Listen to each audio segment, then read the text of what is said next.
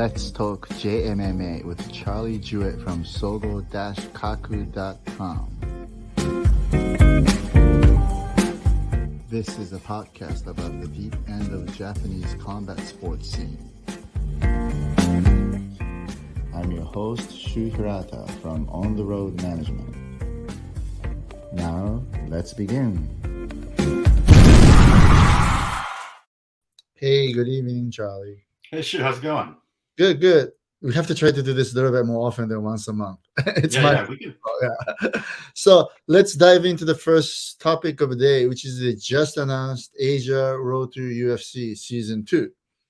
Yeah, they announced it today. Yeah, and we all heard that, here and there. And they're doing the same weight class as last year, 125 to 170. Now, we had the rumors circulated a little about the women's division, which is a 115 and 125, but I guess it's not happening as a tournament format, but they might do like single fights.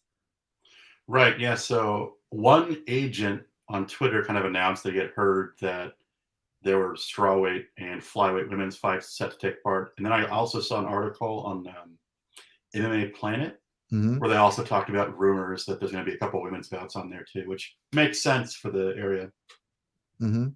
But I think in reality, I think it's hard to get 8 girls going on both weight classes right now, right? On so-called same caliber of 8 girls. So I could see that, but I am pretty sure they would have to promote the female fighters training at the UFC PI in Shanghai. Like exactly season 1. So I think that's the whole news. And I am hearing the rumors that some of the staff in the UFC PI Vegas are going to UFC PI in Shanghai. So really? Transfer meaning station there. So I think after the COVID so-called post-pandemic, and I think they're ready to go. And now I have a feeling that since they're opening UFC PI in Mexico City, I wouldn't be surprised if they do Latin road to UFC. So now we're looking at the Ultimate Fighter, Dana White's Contender Series, once in a while looking for a fight, right? Dana White's looking for a fight, and now we got this road to UFC. So I have a feeling sooner in the next couple of years, half of a UFC roster will be alumni of these shows. Well, it seems to kind of be like I've been seeing hints that's kind of like part of their new strategy, because then they can get young talent on cheaper contracts, kind of get them into the UFC and develop them on their own. Right. I mean, it only makes sense from a corporate strategy point of view too. And then it's very interesting. I think a lot of people already know that Dana White's Contender Series is like a one-shot kind of thing, right? You get that, you get contracts starting at significantly lower than the winner of the road to UFC. Right. They have to go through 3 fights 1 year. So it kind of makes it, it's only fair. But I think at the end of the day, how UFC is a tough league. So it's not easy to win 3-4 fights in a row, obviously, right? So, when you think about the raise, and then I think this road to UFC is probably the better deal than Dana White's Contender Series, because you do get 3 fights, even though it's not that expensive, right? So I think this is a good plan. And I have a feeling in Japan, I think either Abema or you next is probably up for streaming this again. I thought I saw that it was on WoW. It's going to be on WoW? Yeah. Oh. Kind of surprised me to see that it was going to be on WoW. Oh, okay. I didn't see that announcement. So it's already announced. Yeah, on the Japanese UFC page, they announced or the American one, I forget which one, they announced what service they'd all be distributed on. Okay. And I think it said WoW, which surprised me. I haven't seen heard of WoW in the longest time. I'm not really sure that's even all confirmed though, because WoW usually only air pay-per-view shows. I know that they used to have all of the number series, so-called, all of the stuff for the UFC, but then I thought the UFC kind of switched their Fight Pass. Right, and I'm kind of surprised to see them doing that. In terms of a viewership, Unext or Abema is much larger. Exactly. And that's one thing I was laughing because I haven't even heard of WoW since like old school UFC shows in Japan. Well, they were doing the pay-per-view shows, in terms of like American pay-per-view, which is number series shows. But yeah, I mean, I can tell you right now that Abema has a much larger viewership, probably over a much higher licensing fee. But in this day and age, I guess nobody maybe even gets exclusive, so everybody streams. Who knows, right? Let me see. I'm gonna double check. Yep, Japan says wow wow. That's very interesting. It's got the streaming services for all the Asian countries. Maybe they did. I mean, part of me feels like maybe they just didn't update it. That's possible. Maybe they copy and paste, but it says wow wow. Right. But well, hey, it could be wow wow on TV, but on internet it could be you next door Abema. I don't see exclusively doing that. I don't think that's going to happen. So yeah, so I think this is going to be exciting, and it's the fact that they open this email address for people to just email, right, their applications. Yeah, I think they said I saw Kinji Osawa tweet out like anyone interested in fighting abroad, send your emails in. I think it's like by March 13th or something. So, but the funny thing about that tweet is this. I got to tell this to the English speaking market right here. That very interesting about that tweet is this. He mentioned, if even though you're under the contract, you could go over there and talk to them in person, they will let you do it. It's so Japanese. I'm telling you right now, the only problem about this road to UFC is that the announcement is just too late. Because I have a lot of guys who love to be on the tournament, but everybody is already have confirmed fights or already under the contract. Yeah, March and April are big months for Japanese MMA scene. Right. And man, the part of that is March as the World Baseball Classic, so a lot of promoters kind of avoided that month. So that ended up in April, May, June show. So a majority of the top fighters in Japan is already confirmed for those 3 months. So even though Osawa says like, if go and see them in person, talk to them, or what do you want, they will understand. No, they will not understand.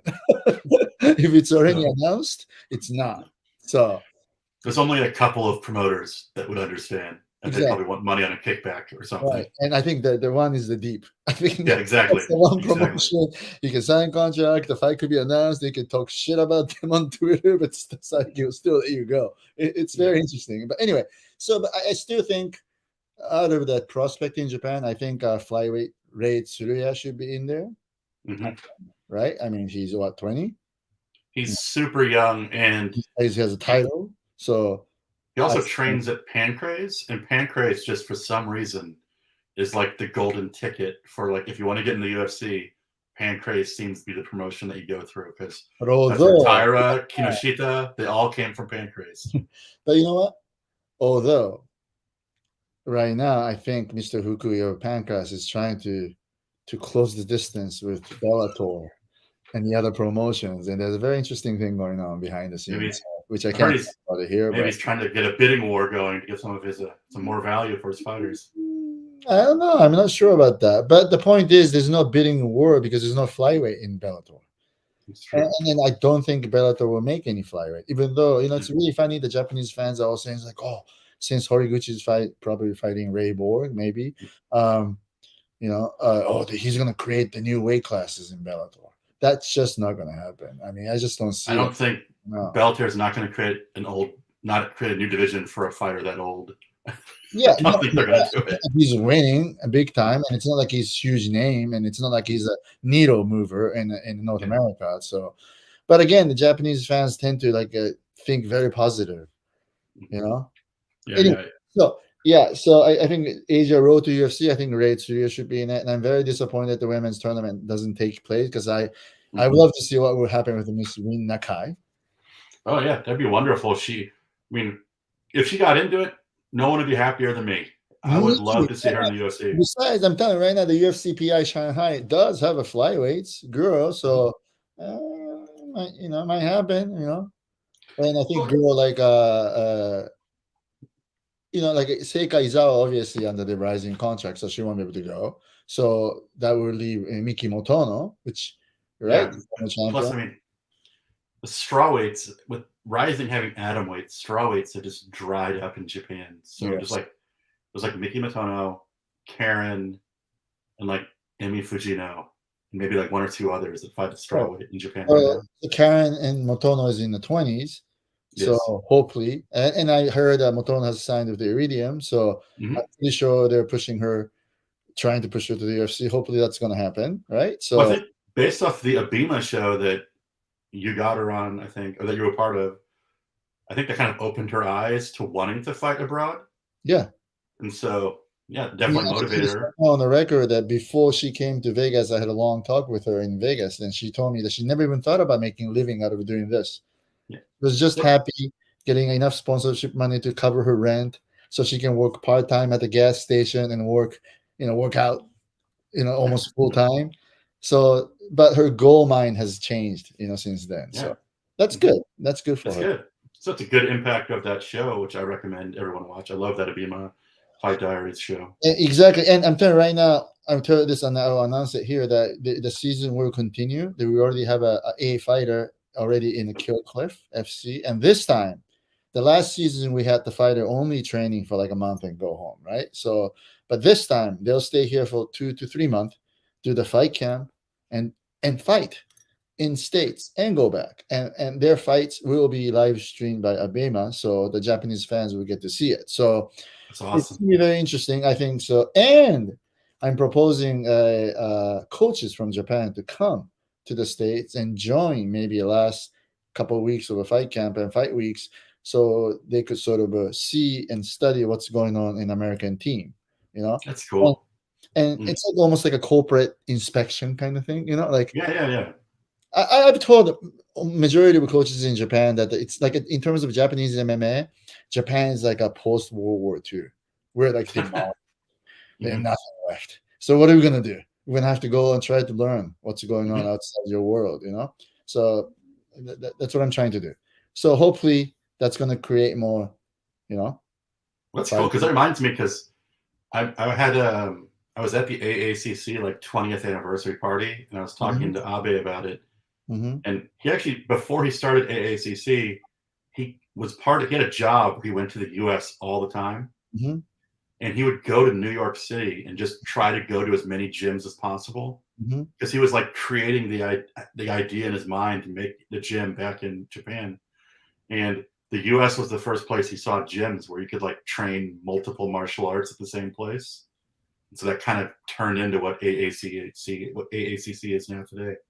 Well, I can do this right now. AACC Abe-san is one of his fighters in this year's Fighters Diary. So he'll be one of the coaches who's coming to join and check out the fight week. And just to add to that story, it's so true, because Abe-san used to work for apparel company as a buyer. So he went to a lot of states, in many places to, do his business of buying, fashion apparel stuff. And, it's surprising that very first time I met Abe and his girlfriend at the time, Megumi Fuji, were in New York. I met him in New York in the gym, kickboxing gym, and it was like 20 years ago, a long time ago. So he told me about this building that don't exist anymore. There was this building in New York City that had like 8 or 9 different dojos inside of it. And it was like, if you want to learn Krav Maga, you went across the hall. If you wanted to learn karate, you went down there, and kickboxing and judo. And all of it was taught inside of this building. Actually, there's something closer that still exists, because there's some part of New York, there's like a lot of gyms are stuck there. So you do see in the same building, there's a BJJ gym, Krav Maga gym, and the Fred Astaire dance lessons studios. And I'm telling you, something like that. It's like that. It's in a Ninja Warrior gym. Oh, yep. Very big in the States, So it's very partly true. Yes. So for those that don't know, AACC isn't just a mixed martial arts gym. They also have like a karate space. I mean, now it's in Gold's Gym, and there's a karate team that trains there. Cal Uno has his own little program there. So it's a bunch of different programs happening within the same space. For those who doesn't know AACC, right? AACC is a team in Japan who actually doesn't really have their own gym, own space. Like most of the gym, they go and open a gym, right? And you have your own property and you pay rent. He rented the part of the big space within the biggest gold gym in Japan. So the fighter goes there, can use that big spaces occupied by AACC, but also there's a ring that people can use, and another mat space that karate teacher, Mr. Iwasaki, is teaching, and the Uno class is going on. So it's like a multiple mat spaces, and AACC has this one big space, but the fighter get to use the other spaces too, So it's very smart. Well, I thought it was smart because it started out with their own building. And then he made this connection to Gold's Gym. Right. And if you don't have to pay to have real estate in Tokyo, which would be so expensive, Right. It was like a genius move to go inside those Exactly. Colts gyms. It's like opening a restaurant in your father's condominium where you don't pay your rent, and Yeah, I it's ask awesome. your wife and the mother to be a waitress, so you don't pay your, that kind of stuff. It's like, Yeah. so Megumi and Abe started it that way. So no, it's brilliant, and I'm surprised that nobody else has done that yet. That's his like a business model that nobody really ever followed, but I think it's working well. And partly Mr. Abe has a great kids wrestling program there. Oh yeah, and generate very good income for the gym, and also scoop up some good talents, right? So I've always said that AACC, that gym, makes their money off the kids wrestling program. Well, yeah, more than anything. And then they're able, that it gives them the breathing room to exactly train professional fighters. Well, I mean, we all know what kind of purses fighters are making. I mean, even the States too. I mean, even though you take 10, 20%, whatever the other percentage you take, you don't make business out of that. No, that's just a little, So it only makes sense to make sure.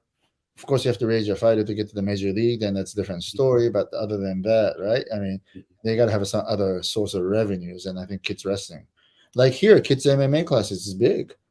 Yeah, it's huge. Well, I mean, classes. It's like it looks like they have like 30, 40 kids in their classes. So I mean, right. So that's great. So I think we'll be looking forward to see who are they going to pick up for this road to UFC. We'll see. Last thing on the ACC, also that wrestling program, you're starting to see now some of the kids that started in the wrestling programs are winning like national titles and stuff. So that's pretty cool too. Right, but we will see. Are they going to be coming to MMA? Is it attractive enough? Right. So who knows? That is true. That's true. Yeah.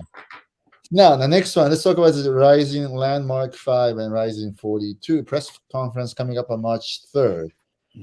And I can tell you this right now, I think some might get mad, but there's another press conference planned scheduled March 8th.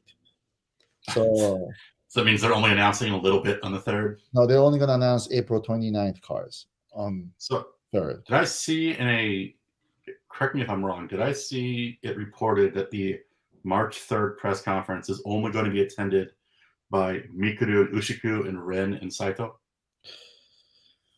You know what? Let me check I know Ren has to go. I don't want to get you in trouble, so I read an article that I think it said those are the 4 people that are going to be at that press conference. And lots of fighters confirmed to that show. It's just not in Tokyo now. Yeah. Some training abroad, hint, hint, some not in Tokyo, another hint. So yeah, I mean, at first they told me that they were thinking about gathering everybody on that show and do this, but maybe they changed the plan. Who knows? Well, I think they also said they're making a big deal out of the March 3rd press conference. I think like 100 people from the fan club are going to be able to go in there, which has people speculating that the March 3rd press conference is going to be a big deal. Yeah, I think so. They might get more than 4 fighters, because the original plan was they want to bring everybody, line up in like a grand scale. That's cool.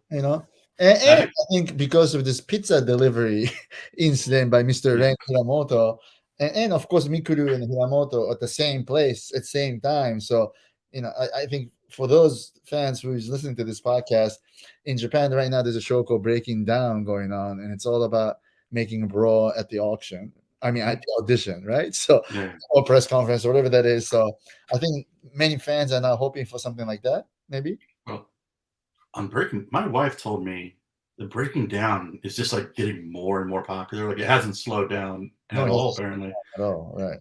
And actually, I went to like a RIZIN event a couple of weeks ago that Sakakibara spoke at, and he said, "I'll try to keep it short because I know we all want to go home and watch Breaking Down," as like his opening comments. So, but I think what's interesting is Mikuru is now like the CEO of Breaking Down. Because I guess his former CEO was sued for some, and multiple cases, right, for fraud. Right. But he and Ren just go back. I feel like Ren is legitimately underneath his skin. Like they go back and forth so much on Twitter. And is it Ampo? Is that the guy he sent those letter to? Yeah. I feel like just by being on Breaking Down and being from K1, Ren was just like, screw you. And what's the story? Uber Eats delivered him a cash on delivery, $100 worth of these the pizza, and he ended up saying no, and of course Ren ended up paying for it. Yeah. But now I'm telling you right now, I'm getting a bunch of direct messages from fans demanding to lecture Ren for wasting food and or like causing a I saw the problem. restaurant also was like calling And Ampo to be like, take those pictures down. People are harassing us. you know what? Let me tell you this. This is like 35 years ago when I was a competitive swimmer for college, NSCAA Division One. Before the weekends duo meet, we used to send 10 pepperoni pizza to guys on the other team. I Oh mean, yeah. yeah, I mean, I know for the fact. I tell you this interesting story. It's not me, but one of the teammates even went to the hotel that the opponent's team are staying. They pulled the emergency bell, so it woke them up in the middle of the night and everything else. But let me tell you this funny story. In the same exact hotel, Milwaukee Bucks were staying for the playoff against Celtics. So the next day, the newspaper wrote this whole story about the emergency bell. They're like, "Oh, this is Celtics, And when you come to Boston, this is what you get." Ha ha ha. So nobody criticized anything about that. So from my point of view, I don't know why they're making such a big deal about this delivery and No, it's it's stupid. improved. I think it's funny. It is I funny. mean, is a coppa roll just like a pizza? Is that what it is? Kappa roll is a cucumber roll. I Cucumber thought kappa, right? So I don't know, is Ampo's nickname is was kappa? it pizza? I thought I saw that he ordered him $100 worth of coppa rolls.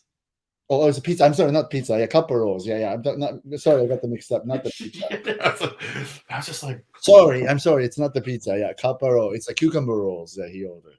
Yeah, it's funny as hell. Yeah, no, people being pissed off just have too much free time on their hands.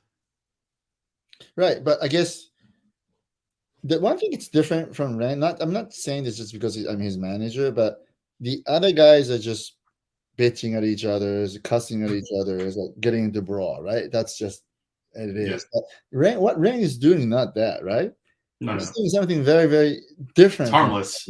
It's like a college prank, like what you guys were doing to those other swimmers. Exactly, like a funny college pranks, and it's just different from any other fighters, and that's what makes them special. And that's what I've been trying to tell all my other clients who's always looking to be popular or recognized by fans, and you can be doing the same thing, Yeah. What's the thing about this breaking down? It's like when you see those brawls, they look so fake. It's like it's a real brawl, but you can tell they're brawling just because they know it'll like get attention for them. So it's nice to see someone doing something else. I know. But again, even like the last Koji's press conference, you know how they cast a bitch at each other and heated up and kicking, whatever that is. I mean, to me, that's just I don't think I want to let my son watch that. And I don't think that's something you want your 6 years old or 10 years old to watch that. So I don't know if that's very positive for sports. And I mean, it's also a Rising Osaka show. No one watched that anyway. Yeah, that too.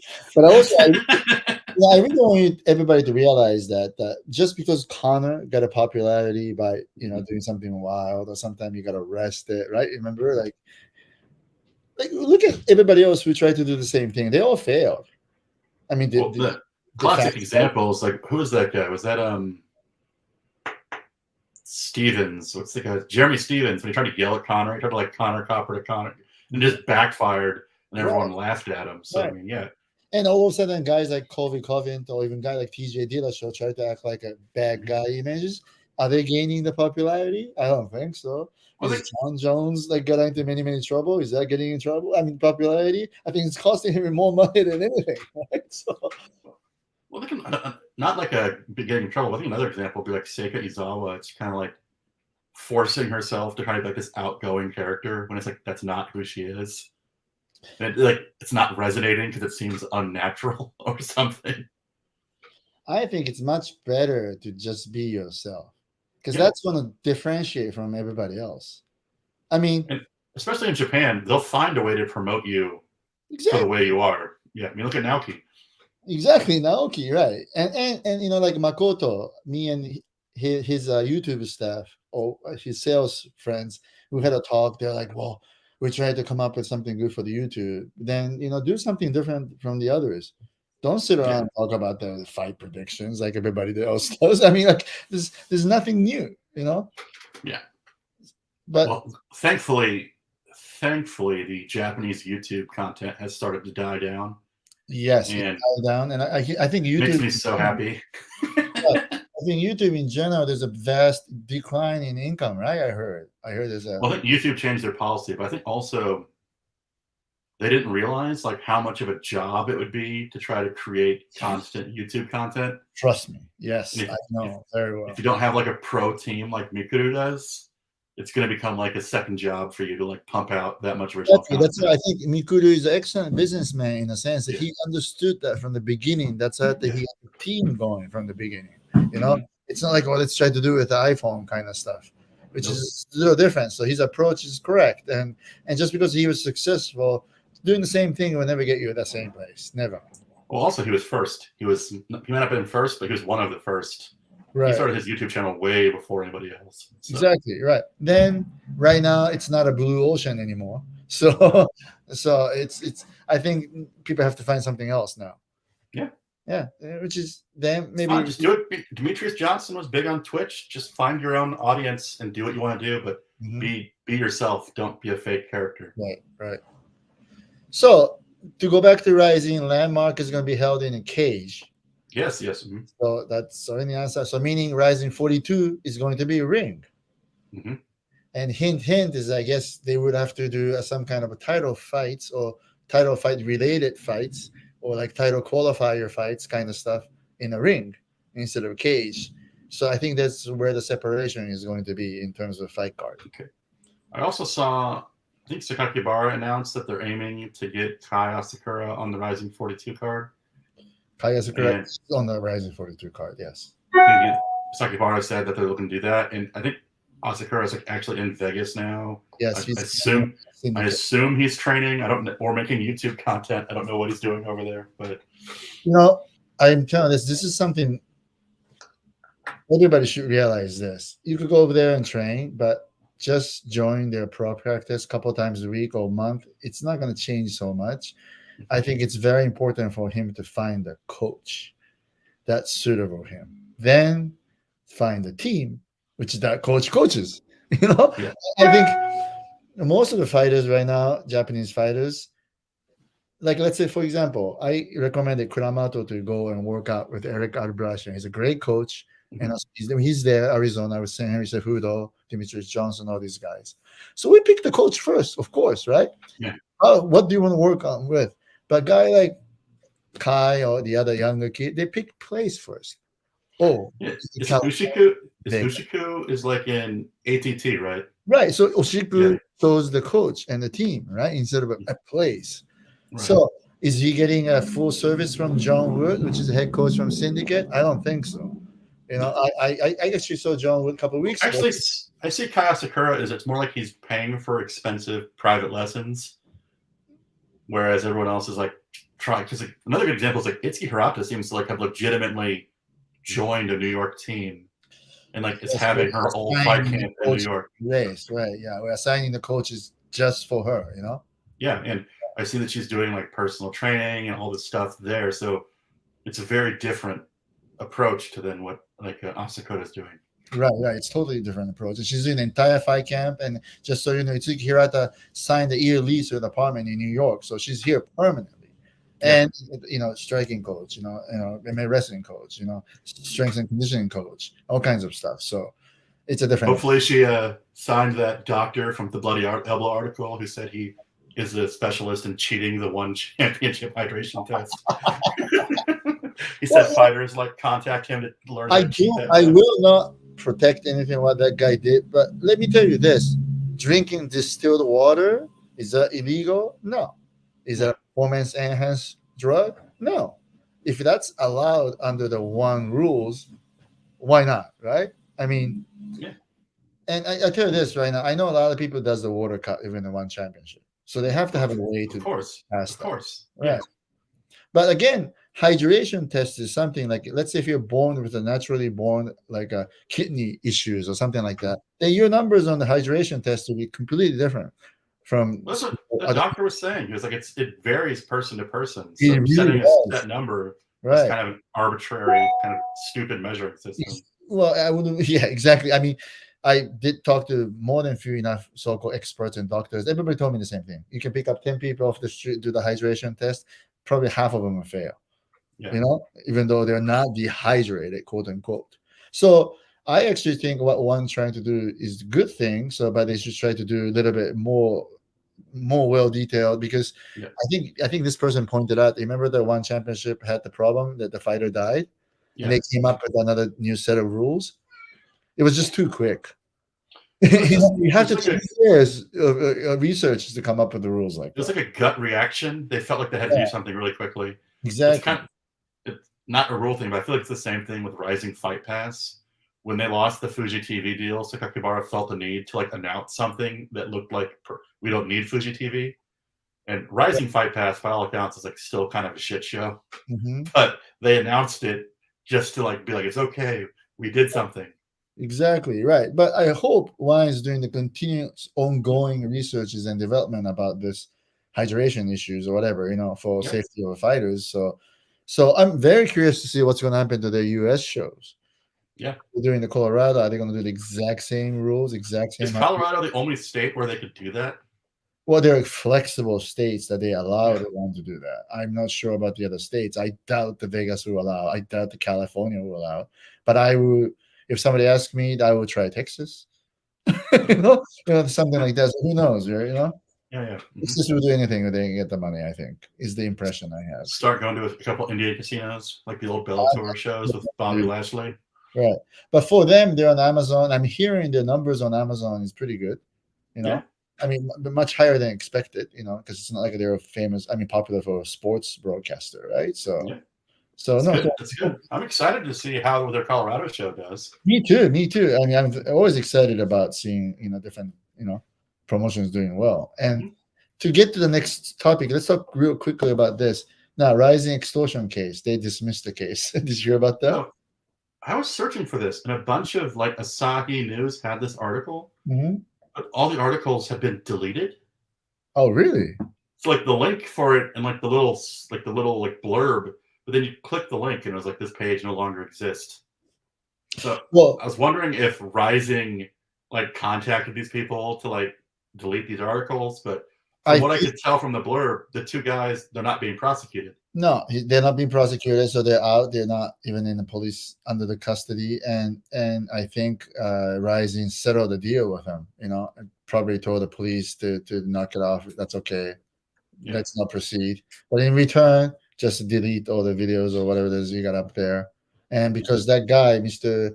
Minegishi, his name, he had this YouTube channel, and he was talking about all kinds of the Rising quote unquote scandals, and that videos has deleted it. So I think they just settled the case basically. Interesting. Yeah, I mean, it just creates bad press. I think that's their decision, right? And if they go into the trial every time with this, it's like a no-win situation for Rising, because all it does is create more bad press for them, exactly, no matter what happens. Right. So I think I would have to say this is a smart move. Yeah. Right. Now let's talk about the custodies and police and whatever it is, which is the Panchan Rina comeback fight. The Knockout has announced that the Panchan Rina is doing the comeback fight on the upcoming Knockout show. Yes, I mean, an exhibition fight against a girl from Breaking Down. I know, I saw that. And a couple of days before or day before, whatever, this was announced, had a press conference. I think Mr. Miyata, the head of a Knockout, has tweeted it that he's having a little difficulty selling tickets. Yeah. He has mentioned something like ringside seats already finally sold out, but the arena seat or stand seat, whatever that is, were still lots of seats left. So they would have to go. They had to go and book somebody who could sell tickets then, obviously, right? I think Babalu Jack actually told me that Knockout is kind of so dependent on Panchan Rina that one time she wasn't able to fight, they just postponed the whole event until she was able to fight again. Right. Now, I give you another hint. He's totally correct, but look at who is Chihiro Suzuki is fighting. That's a very tough fighter. Why would you put one of your star fighter up there? That's because they didn't have enough star power. He's a main event. Yeah. And Suzuki was actually confirmed to fight in Rising show, but they had to move that fight for this. So Knockout relying on Suzuki's popularity, right, as their big show. Still, just that wasn't enough to sell tickets, so they had to call Panchan. Did you see that for her opponent, Miyata actually called or I think he contacted Mikuru, Mm-hmm. and Mikuru told him who to have Panchan fight. Oh, really? Yeah. I don't know anything about that. Yeah. Either Mikuru contacted him or he reached out to Mikuru, but Mikuru was like, have her fight this girl. And he set it all up. So, for those who don't know, Panchan Rina is on Breaking Down. She's one of the commentators. Mm-hmm. And so she's kind of created very powerful friends for herself inside of the combat sports world, because powerful influencer, right? In the she's business. friends with Mikuru, she's friends with Kai, and she's friends with Tenshin, because Tenshin invited him to her gym to start training. Yeah, I saw that, right? Tenshin's father invited her to the gym, right? Training at the gym. Yeah, so I mean, I think she's going to come out of this okay, because I don't think she's going to have any real negative. Also, it was interesting. Did you see that the police had to say it was okay for her to fight? Yes, that's what I want to get into that. This is one thing about the Japanese fans' reaction, which I think it's just they're making a little thing a big deal. But at the press conference, they kept saying more than once that they got approval from a police for her to work and earn money. However, her purse will be donated to somebody, that she's not going to earn money, quote unquote, earn money. But let me ask you this. Is it so bad for her to earn money? All right, she screwed up, got arrested. But so what? She's still got to work. Anything, it sounds like she needs the money. Exactly. Why it's such a so bad thing that she's a fighter. So why it is so bad for her to earn money? This is Japan, man. She's never gonna she'll fight and her career will go on just fine, but this is gonna plague her for the rest of her career. Rest of her life. But I think she should just turn around and say, it's none of your business. It's not like her victim is bitching, right? He's fine. He said he wants her to do well. He wants her to be a good fighter. Yeah. And I see so many fans are so mad at her, saying she hurted the sports and disgraced the sport and blah blah blah blah. It's just a one incident. It's not that big a deal. If anything, I think it's kind of funny. It was so incredibly stupid that it's funny. It's a non-violent crime. First of all, it's come on. Look at it. It's not like she murdered somebody. Japan isn't the place. I feel like if you're in the US, you can just completely lean into it and just refer to yourself as the fraudster, make a bunch of fraud jokes about yourself. If this is Japan, she would be having her own OnlyFans websites too. Maybe even deal with the Netflix documentaries, and maybe even do her own pay-per-view shows. Do exhibits. Maybe she even fight Mayweather. Who knows? Well, I heard he does like to beat women, so no. But I think if she takes this as an opportunity and make big bucks in America, that would be considered as an American dream. I just don't know if I'm too American, but I just feel like she should just stop. She's apologized so many times. She just needs to stop apologizing, because the people that hate her are always going to hate her now. Exactly. And they're not. One more apology isn't going to make them stop hating her. Here's one thing I've told this more than once to many people who screwed up, and they always shoot, okay, I'll go and apologize. I'll do the formal apologies. I'm like, dude, apology means jack shit. It's nothing, but Japanese make a big deal of apologies. That's why they do apology press conference, right? They do the same thing, apologize. Their airplane crashes, they apologizes. Come on. Let's it's not like we want to crash. So it's okay, do your one apology, but don't keep apologizing. Exactly. Move on with your life. In a way, they try to resort into just apology. It's an easy way out in a way for some people, right? Or just apology. Part of me felt like she was trying to use this whole thing to get out of knockout, because she was like, "Oh, I'm gonna return my belt. I'm gonna pick." Are you trying to move on? Because I noticed in the same article, Miyata said that he's going to support her in trying to get fights abroad, and specifically mentioned one championship. So I think she's already trying to. I don't know why she would fight out of the Japanese market. I think she'd make more money in Japan, but yeah, I think she's too small for one championship. But still, yeah, exactly. The one thing about Japan is this: how they always talk about the quote unquote compliances that. I mean. One side, they're so harsh to Panchan Rina about the using compliances, but on the other hand, they ignore compliances and deal with A person who just got arrested, who had a multiple fraud cases in the past, kind of stuff. So yeah, it's stupid. I just think she should ignore it and move on. I agree. She's already apologized. Yes. Knockout is clearly going to give her fights because they need her more than she needs them, and so I think she'll be just fine. And put her back on Breaking Down. The fans of Breaking Down don't give a shit about her signing some posters. They probably like the fact that she did that. Right. So yeah, I think she'll be fine. Now, so the next topic, which one? But do you like how she's fighting someone who's 2-1, whose only combat experience is going 2-1 on Breaking Down? You know, I'm so not into Breaking Down at all. I firmly believe that it's not going to change increasing the population of competitors. It will increase fans who go to the gym, and the gym will get extra membership, whatever that is. That's just not going to increase the populations of competitors. You know what I mean? Yeah. I mean, what do you want to? I mean, I'll tell you this interesting story. I go to this ramen shop in New York. It's called Tenho Ramen, my favorite. If you want to go, I think it's the best place. Anyway, there's a Chinese manager who speaks very good Japanese who works there. And between the lunch and dinner time, he was on the back eating ramen. On the computer, he was watching Breaking Down. So I walked over. This is an interesting thing. I walked over and asked him, "So, do you like Breaking Down?" He's like, "Yeah, it's really funny. It's fun. I watch it." And I asked him, "Do you watch RIZIN?" He's like, "No, because from here, RIZIN, I have to pay money. It's hard to watch, right?" Then he goes like, "Yeah, but I do watch UFC, though. But that's a professional. It's totally different." So, America, people draws immediate line. They would never even consider discussing that on the same sentence. You know what I mean? Yeah. Yeah. But in Japan, when you get the idol singers or some even actor and actresses, they have like amateur level people in there, right?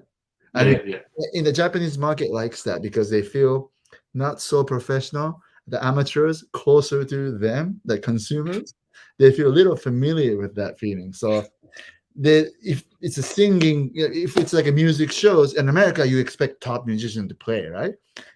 But in Japan, it's okay to have not so professional those young girls, right? To get together and sing, and that's accepted.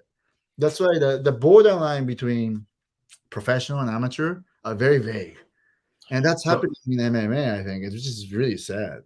On a somewhat related note, has it reached the U.S. this Fefe Nechan? Who's that? So there's a girl who was on like NHK or something, who is like, she has a speech impediment. That's why they call her Fefe, because she can't speak clearly. Okay. And her goal is to be a professional kickboxer. Okay. She's garbage. Like she's not a good fighter. Okay. And because I think her friend is like a former like Kabakura girl kind of person, and like a former hostess. Just based off of this, she has become like a minor celebrity in Japan. She was taking pictures with Peter Arts at her last event. So I think I've seen that. Yeah, okay. She's been on TV several times, and I think it's sheerly based off the fact that she has a really bad speech impediment. That's why she's popular. But that's the kind of stuff that like the mainstream Japanese people get into. I don't think they care about the fighting so much. Like they care about the funny story aspect of it. Let's put a spotlight on MMA, or let's get MMA featured in large platforms and stuff like that. I get that concept. I get that, but it's different because if you really want to see Japanese MMA grow as a professional sport, it's really the only way is to keep producing good fighters and winning. Well, level. That's the only way, really. So little of Breaking Down is actually focused on the fights because the fight's only 1 minute. But there's like all of this foreplay going into it. So I think the 1 minute is like Miku being like, young people don't have an attention span for this. Let's just give them 1 minute brawl and that'll be it. So I don't think it promotes the sport at all. Right. And I have no problem with it. I have no problem with it, but it's not going to help MMA grow. No. But the problem with this is a lot of fans thinks, which is partly true, that you make pretty good money or killing overnight became famous in Breaking Down. Now, part of the things that I have to point it out here is like Ampo. You know how he left K1? There's a rumor circulating how K1 wanted to charge him a penalty fee. You know, like how Koji was rumored to pay 100K to leave K1. Now, there's a rumor out there Ampo had to pay like 300K, and he had to borrow that money from Breaking Down. That's why he's like sort of like a hostage under the Breaking Down. Things for the Breaking Down, everything else. They had him fight and murder like an old man. I know, IBD. He absolutely beat the shit out of that guy. Why do you do that? It's not pleasure to watch. No, at least up till then, the fights that I saw were like somewhat evenly matched. But that fight was just like watching a civilian get murked by a professional fighter. I was like, there's some weird phenomena in Japanese MMA that, you know, like in America or anywhere else, when you fight for any promotion, do you ever hear anybody paying penalty to leave? Like 100K, 200K, 300K. Have you ever seen anything like that? And the only thing I've ever heard of something like that would be like if you broke a contract and you had to like pay out your contract. It's hard to correct, right? I mean, then the weird thing about this is somebody who comes up with that money. That's very it's also a crazy number because you know that K1 wasn't paying him anything close to that. Right. So it's just like, where are you coming up with this number? Exactly, right. So it's very weird in a sense that when Yamato, Nishikawa had a problem with the Sustain about the UFC contract. Sustain, till this day, they still demand 2 million yen penalty money, while he was making only like, you know, $3,000-$4,000. Where did you get that figure, right? Aren't there a bunch of, isn't K1 just like bleeding fighters these days? There's like fleeing.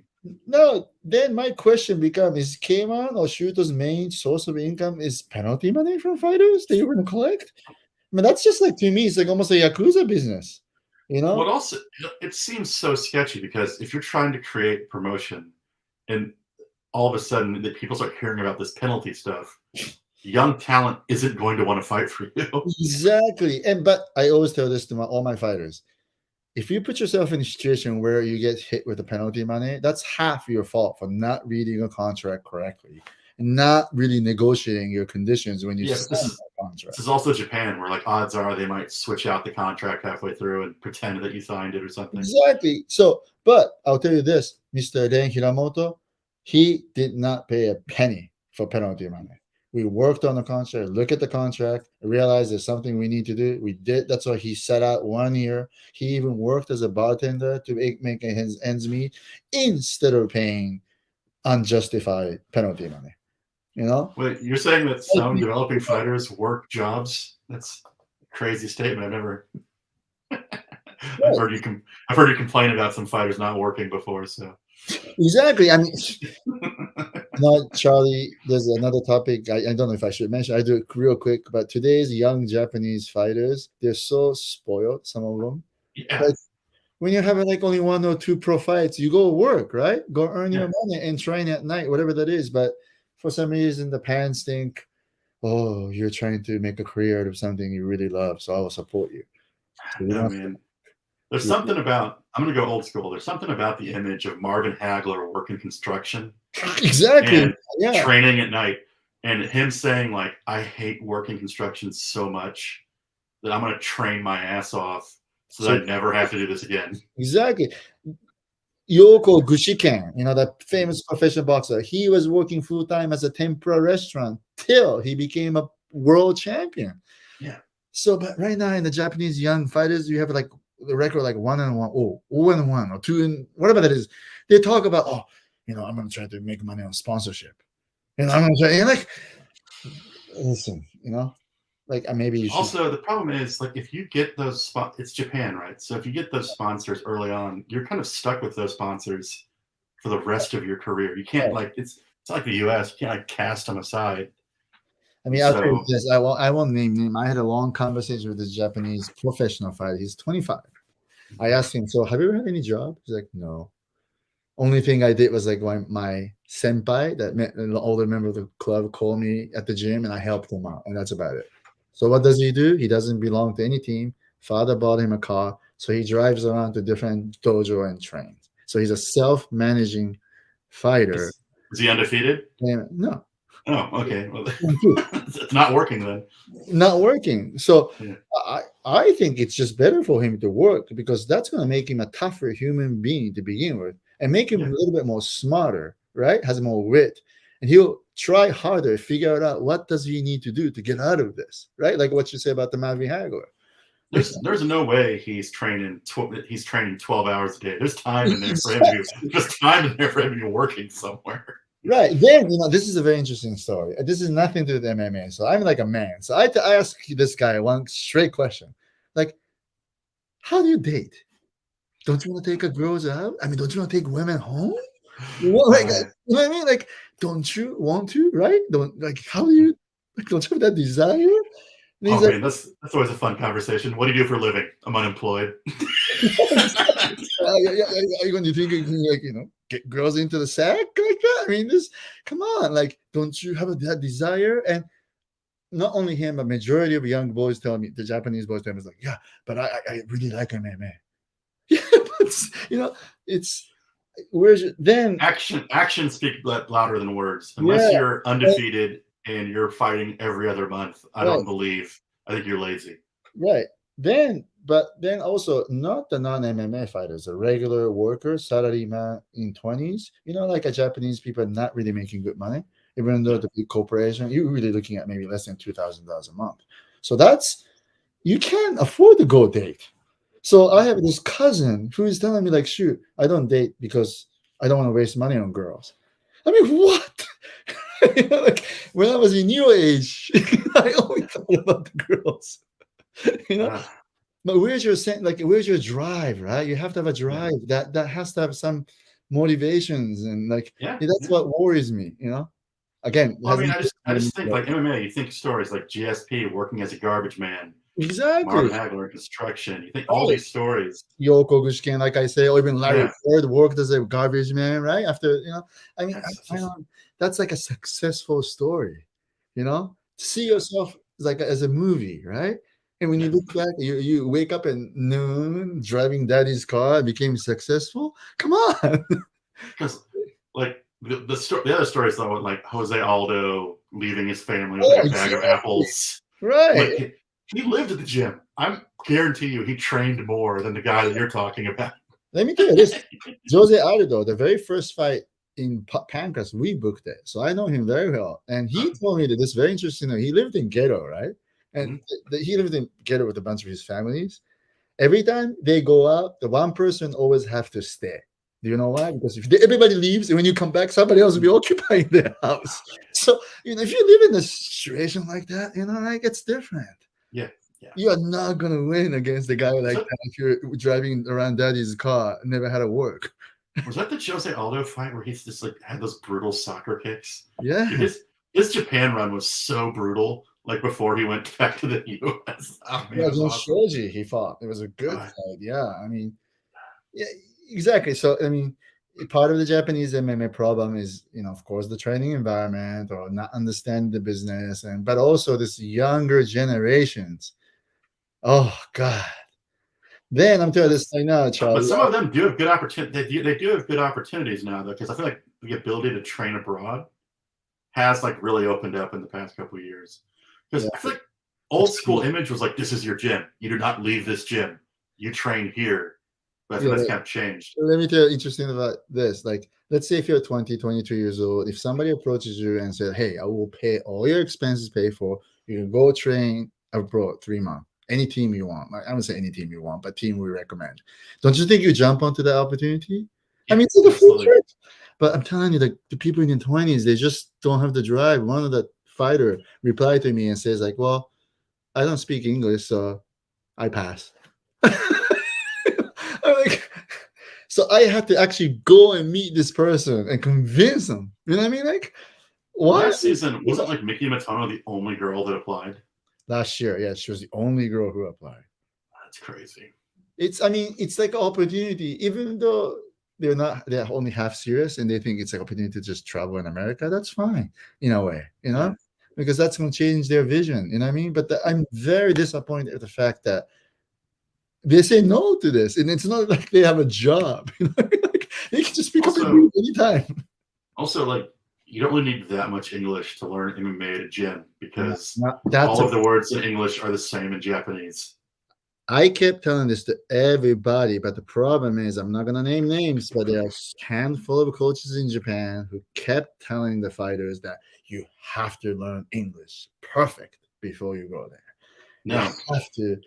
How are you no. going to understand what coach telling you? How are you going to understand the little details they're trying to explain to you? I mean, as you know, when you go to mega top team in America, there's a bunch of guys who doesn't speak English. You know, Yeah. I mean, there's a ton of people from like Russia and all around the world with those or gyms. Brazil or China, Yeah, whatever it is, right? So it's yeah, that's true. And all the Chinese girls train in the U.S. now, don't they? They're all like down in most of Albuquerque them, and stuff. right? Yeah, Yeah, you know, that's the pro. Then I'll tell you more. Then like Korean fighters or Chinese fighters when they come in the if fight camp. if Mizuki and Naoki can, who are from Toyohashi, the Sticks, can go live in New York for years, I think everyone else will be fine. Exactly. That's my. Let me tell you this: when I took Mizuki and Naoki right straight to America, many people criticize me and says like, "No, they should have taken a step. That step should have been at Tokyo. Then go to." But why? Right? Why? I have a question for you. I don't understand this. So it's like it's so the opposites because like when it comes to like boxing, Japan like traditionally is like you get a title shot almost immediately. It's like you either sink or you swim. We're gonna put you against the toughest. There's no cans. You're fighting the toughest fighters immediately. But with this regard, it seems like oh, you got to go Skoshizutsu. You got to like one step at a time, baby steps. It's like why is it such an opposite mindset? I don't understand that exactly. It's a good thing you mentioned because I wasn't touch on that. At the end, this is Tenshin's boxing debut, right? It's same thing. I think it's fair to say the boxing world has so many different divisions, right? So Yeah, it's not like they have a lot of top fighters on each division. So they have to promote the sports, and it's in terms of like a Japan champion level or Orient Pacific champion level, whatever that is they have. I think to the certain degree you can manipulate the matchmaking in a way to promote the yeah, but I feel like fighters. one example, like Naoya Inoue was fighting like top Filipino talent really quickly in his career. Hmm.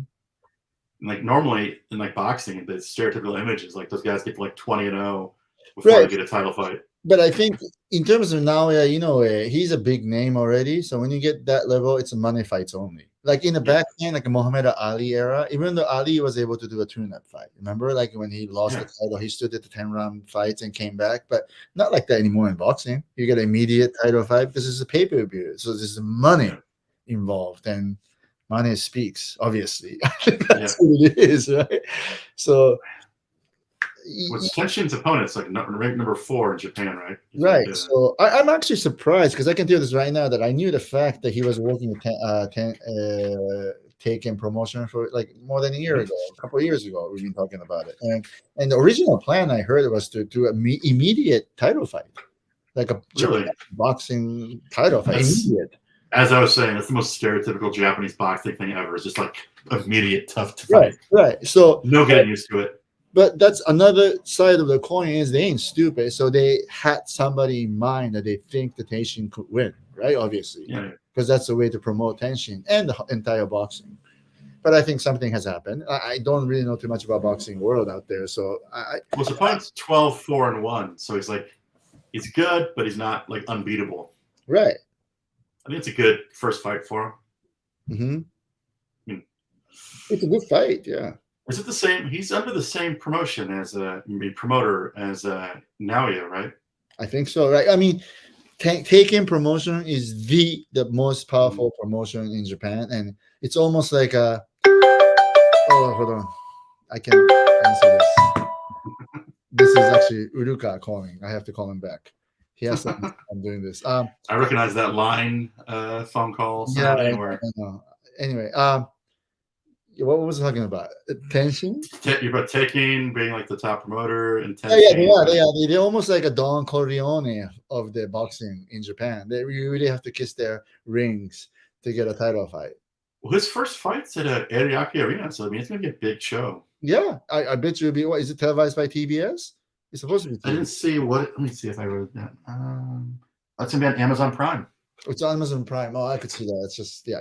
Yeah. Yeah, Recently, a lot of boxing shows in Japan have been on Amazon Prime. no, that's just because the money, the license fee that Amazon Prime or Abema or Unix can pay is surpassing what TBS or Fuji televisions are paying. or are offering. So Yeah. it's a different era now. I mean, Japanese TV shows is boring as hell. So well, there's so many commercials. Yeah, I know, and then so many reruns too, right? So yeah. So let's see. Any thoughts on Shin Haraguchi? There's a comment on Rising Will Die. Shin Haraguchi. 5-0.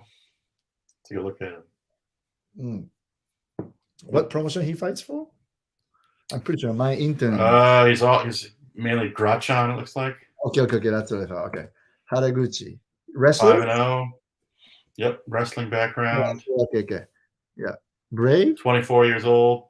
Trains at Brave. Yeah, that's what I thought. Okay, yeah. All right, I could see that. Yeah. Yeah, I guess. But Miyata-san is very, very good at the placing fighters into the adequate, suitable league. So he'll be a type of guy. If you're a pitcher and if you don't have a quite habit to make it to the major league, he'll recommend you a Taiwan league kind of guy. So he's very good at. So I think he knows he's a Grachan level. So is he a champion there? No. Yes, he is. And he was an All Japan Wrestling champion as well. So I think maybe his next step is try for RIZIN or maybe even go to the Deep or somewhere else. I have to check his fights. Actually, I haven't seen it. So. Yeah, it's kind of hard. I haven't watched a Grachan show in a while. But again, fighter like this is lightweight. Maybe he should apply for the road to UFC. Yeah. Because lightweight, it's just not enough talents out there. So I wouldn't be surprised if they pick him up. Yeah. If he doesn't have a contract with anybody else. That's the point. Well, as Kenji would say, just apply anyway. See what happens. I won't name names, but some promoter will say, okay, with the condition that you're going to have to pay me 10%.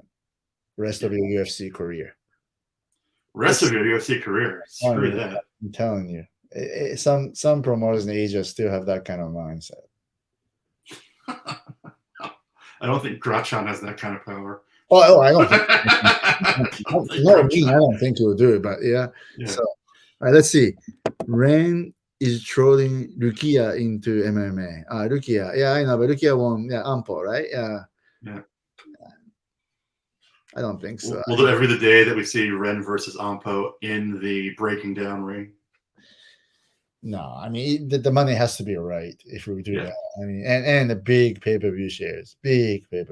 Otherwise, it doesn't make sense at all. But again, right now, I don't see him fighting in anywhere in breaking down because it's a different brand.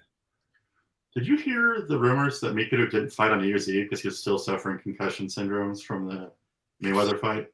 I don't know. Makes me curious about his upcoming fight. I was just kind of. Well, we'll see how I'm pretty sure he's training. Let's see how he does against Ushiku. If he loses that fight, maybe that may be it. Who knows? I mean, if Ushiku wins that, Ushiku's got to be like the upset king of RIZIN. Sure, right. But remember, the champion is Clever Koike, and I'm hearing that his next fight's set too. So interesting. Oh yeah. Speaking of which, didn't Bellator say, or there's Sakakibara say Bellator is sending 2 fighters to RIZIN this year? Something like that. So one of them is clearly like a Horiguchi, it's got to be Horiguchi, because I kind of feel like Bellator is done with Horiguchi. They got what they needed out of Horiguchi, and they're not going to make a flyweight division. Yeah, because even the Japanese fans think the Horiguchi is going to create the flyweight division in Bellator. I don't see that happening because he's not a needle mover, and it's not like he's a big, huge name in North America, and it's not. There's a lot of talents out there, 125, right? So. That means he will maybe end up with fighting for RIZIN as a Bellator fighter like he did the last time. I also just don't think Bellator is in a position to be like expanding at the moment, expanding their roster. I don't think so. Yeah. And 25 or even 135, Yeah. Other fight. So if I had to just gun in my head, guess who the other fighter would be, like the obvious choice to me seems like Spike Carlisle. He's already fought in RIZIN. That's true, right? Popular. And I think he lost that fight in Bellator, so Bellator has no immediate use for him. True. And here's what it is. I mean, I know for the fact they're still going to try to catch up, sign a couple more flyweights to just to make actual classes. And in fact, I actually got off the phone with the Shingo right before I got on this podcast with you, and he has said that he's going to sign a couple more flyweights to make the flyweights active, but probably not a Grand Prix. It's maybe too early, Okay, so should we expect someone like DAZN back in the near future? Maybe like a bunch of fights followed by title qualifier fights and maybe title fight kind of stuff, Do you think they're going to do like a DAZN versus Horiguchi? That's the fight they had tried to make before. They probably not thinking about doing that, but I'll tell you right now, my client Makoto Shinryu is dying to fight DAZN. So, oh, cool. He kept asking me about it, so I'm like, dude, let's just win the next fight first, Well, DAZN looks like he wants to be busy. I think he's coming off that bare knuckle knockout recently. Right. So no, I think RIZIN is going to use him in either April or May. So either on this upcoming press conference or the next press conference, you'll hear his name. Yeah. And maybe 1 or 2 new flyweights. Who knows? Interesting. Yeah. So that's where we are right now. Yeah. So I think it's gonna be interesting week coming up soon, and I'm very interested to see who's going to end up in the World UFC tournament. I'm very interested to see who's going to be announced for that, because last time there was a good spread of people from a whole bunch of different countries. Mm-hmm. But I'm kind of expecting it to be more China heavy this time. That too, but I think maybe even towards the Middle East. Oh, interesting. I wouldn't be surprised because we saw a couple with the last name V on the last single fight, right? So. Oh, also. Someone was telling me that the UFC has like really been picking up steam in Indonesia recently. I wouldn't be surprised, right? So I wouldn't be surprised if we see some Indonesian fighters appear on the card as well. Mm-hmm. I can tell this on the record. Like the value of Japan or Japanese has declined dramatically in the last 10 years. And I know that I feel it because I live in the States and I make business out of Japan or Japanese, right? But the people in Japan doesn't realize that. They think they still think it's like Pride versus Japan, Pride versus UFC. Somehow prime, property or somehow quote unquote special, but it's not like that anymore. I feel like the UFC is kind of given up on the Japanese market. I don't think not that they've given up on it; they just aren't focusing on it. Exactly, and they're just doing the smart game. They're just gonna wait till they bump into the new Japanese star. Like for example, what if they turn out to be bumping into another Zhang Weili kind of thing from Japan, then they'd be a different, right? So that's the great thing about the professional sports. I think that's what's going to change the course and everything else, not the breaking downs and the brawl. No. So that's the point I think we all have to, realize. The Japanese MMA scene's always depended on there being like a strong Japanese fighter that the fans can get behind. Right. And until that's what worries me, is because RIZIN hasn't had like a new guy come up in a while. They've kind of been relying on the same couple of guys for the past couple of years. I want to see some new talent also coming up. But now this new talent might end up going to the road to UFC instead. Yeah. Right. So like the guy like Haraguchi that he just mentioned. So. Yeah. Right. All right. Anyway, so let's do it again in a couple of weeks. Yeah, let's do it. Okay, great. So I guess I'll see you in 2 weeks. Yeah, hopefully maybe I'll be doing the commentary for the Pancrase at the end of the month. Great. So maybe we can talk about that. Okay, good. Let's talk about it. Perfect. Right, let's talk again. Yep. All right. See you soon. Bye-bye.